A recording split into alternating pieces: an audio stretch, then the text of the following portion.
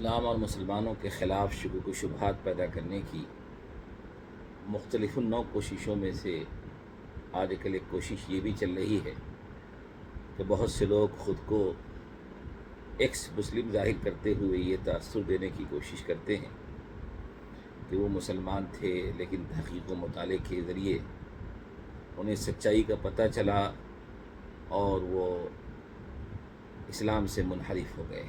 نعوذ باللہ ثم نعوذ باللہ۔ سچی بات یہ ہے کہ یہ لوگ مسلمان تھے ہی نہیں، ان کا اسلام سے کوئی تعلق ماضی میں رہا ہی نہیں، محض دھوکہ دینے کے لیے، لوگوں کو گمراہ کرنے کے لیے اس طرح کا تاثر پیش کرتے ہیں۔ یہ مسلمان نہ تھے، نہ ہیں، اور نہ ہی ایمانداری کے ساتھ انہوں نے اسلامی کتابوں کا مطالعہ کیا ہے۔ قرآن و سنت اور اسلامی کتابوں کو پڑھ کر کے کوئی اسلام سے بدزن نہیں ہو سکتا، بلکہ اسلام کا خوگر ہو سکتا ہے، اسلام کی سچائی اس کے دل میں اتر سکتی ہے، اور ایک نہیں، دو نہیں، ہزاروں لاکھوں کی ایسی تعداد ہے کہ غیر مسلمین میں کے بہت سے لوگوں نے جب اسلام کا مطالعہ کیا، قرآن کریم کی تلاوت کی، اس کو سمجھنے کی کوشش کی، تو اللہ نے ان کے دل کو اسلام کے لیے کھول دیا، وہ اسلام میں داخل ہو گئے۔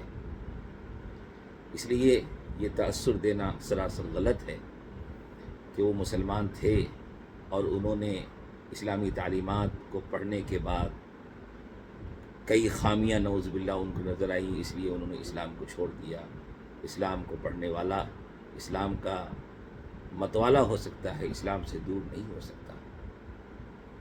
اور یہ کوئی نئی کوشش نہیں ہے، خود رسول اللہ صلی اللہ علیہ وسلم کے زمانے مبارک میں بھی اسلام سے، مسلمانوں سے لوگوں کو دور کرنے کے لیے اس طرح کی کوششیں کی گئی ہیں۔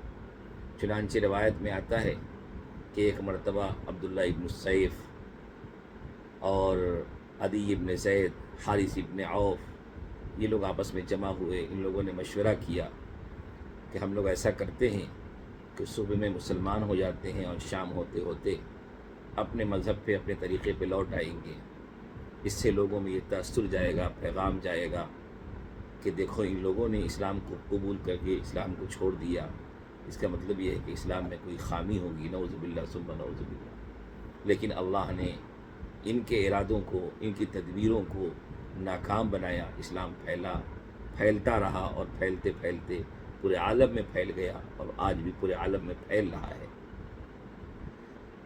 البتہ ہم سب کو ایسی کوششوں سے محتاط رہنے کی ضرورت ہے، ہوشیار رہنے کی ضرورت ہے۔ اس طرح کی ویڈیوز کو شیئر نہیں کرنا چاہیے، اس طرح کی چیزوں کو سننا نہیں چاہیے، کیونکہ یہ لوگ بڑے مکار ہوتے ہیں۔ ان کی باتوں کا خلاصہ یہی ہوتا ہے کہ یہ کوئی سچی بات پیش کرتے ہوئے نہیں ہوتے ہیں، بلکہ کہیں سے کسی کی عبارت کو اٹھا لیتے ہیں، کہیں سے کوئی جملے کو ادھورا اٹھا لیتے ہیں، اور اس میں رد و بدل کر کے، اس کے سیاق و سباق سے کاٹ کر کے اسے اس انداز میں پیش کرنے کی کوشش کرتے ہیں کہ سننے والے کو بظاہر ایسا لگے کہ واقعی بات بہت غلط ہے۔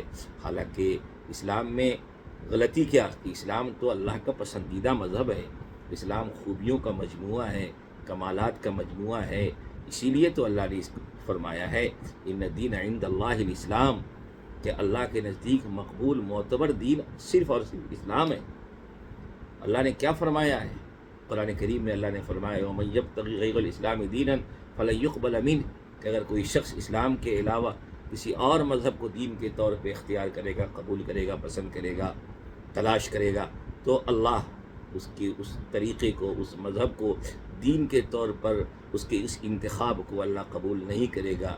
نجات صرف اسلام میں ہے، کامیابی صرف اسلام میں ہے، اور اسلام کے دامن سے وابستہ رہ کر ہی ہم اللہ کی رضا کو حاصل کر سکتے ہیں۔